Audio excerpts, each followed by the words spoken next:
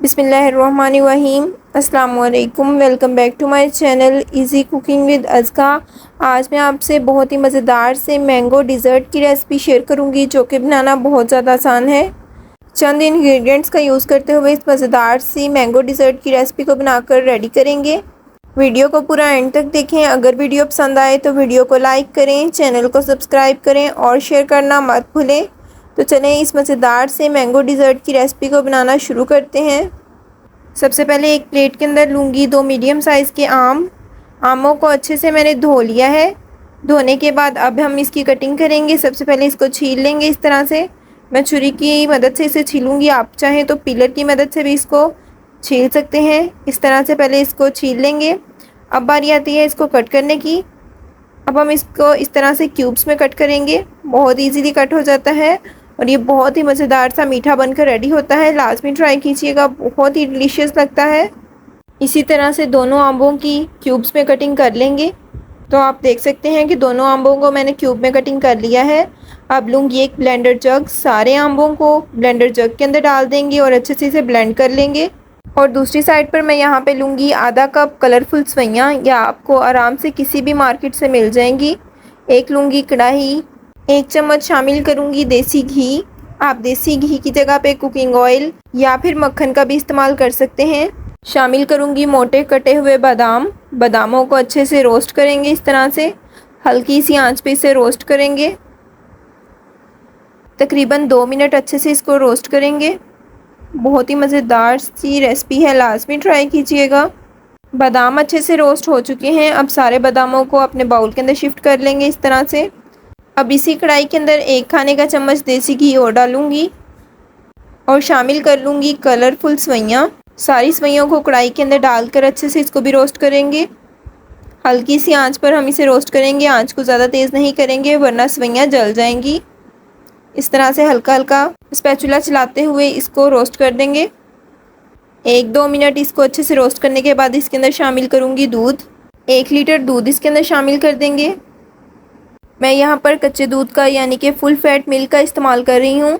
आप चाहें तो बलाई उतरे हुए दूध का भी इस्तेमाल कर सकते हैं। अच्छे से इसको मिक्स करते हुए पकाएंगे। मैं इसको मीडियम टू हाई फ्लेम पर पकाऊंगी जब तक एक बॉयल नहीं आ जाता।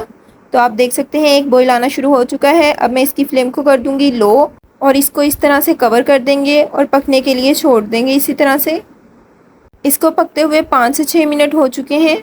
दूध की कंसिस्टेंसी भी काफ़ी गाढ़ी हो चुकी है।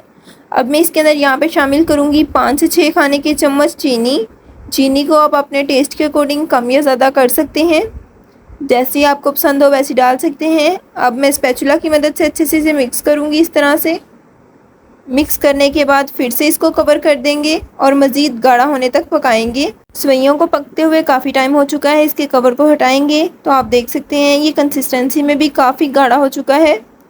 इस तरह से स्पैचुला की हेल्प से इसको मिक्स करूँगी। अच्छे से मिक्स करने के बाद इसके अंदर शामिल करूँगी रोस्ट किए हुए बादाम। सारे रोस्ट किए हुए बादाम को इसके अंदर शामिल कर दूँगी। इस तरह से अच्छे से डालकर फिर से इसको मिक्स करेंगे और 2 से 3 मिनट इसको मज़ीद पकाएंगे। तो आप देख सकते हैं कि सवैयाँ अच्छे से रेडी हो चुकी हैं। फ्लेम को कर दूँगी ऑफ़ और इसको इसी तरह से ठंडा होने के लिए छोड़ दूँगी।